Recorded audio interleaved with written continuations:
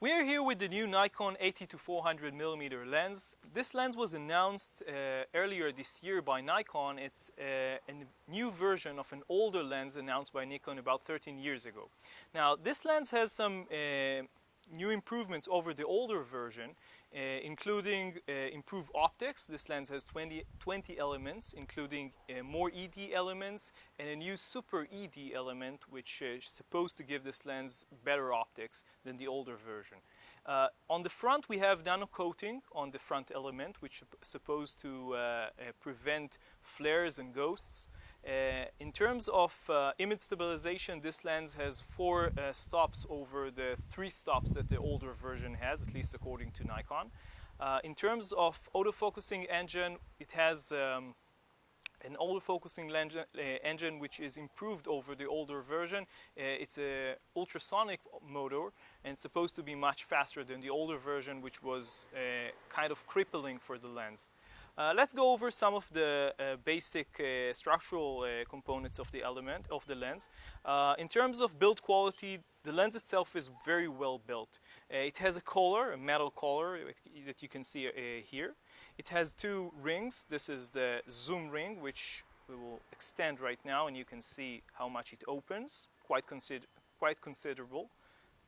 We can close it down. This is the focus ring. Now, in terms of length, this lens is much longer than the older version, but on the other hand, it focuses to a closer distance. So the minimum focusing distance is about 175 centimeters instead of about 2.3 meters on the older version. Let's go over the switches that this lens has. You have the focusing switches. You have manual focus, MA, which is priority for manual, and AM, which is priority for the autofocus mechanism. Down below you have the limiter, the focus limiter. You have full, the entire focusing range, or above 6 meters if you're shooting birds or something which is in the distant. Below you have VR, Nikon's image stabilization system, on and off. Below that you have normal and active, again a component of the VR. Normal if you're shooting in basically any situation, and active if you're shooting in, let's say, from a car or a moving platform. And below that you have the lock. If you press lock, you cannot open the zoom. If you want to put the lens in a bag or something like that, it won't open. We didn't use that, but it's nice to have. Now, in terms of build quality, as we said, the build quality is very high. The only thing that actually bothered us was the hood. As you can see, you can open it with this simple button here. The only problem with it is that it's a bit wobbly. It actually moves a bit. It's not a very big problem, but for a lens in this price, it's a bit of a nuisance.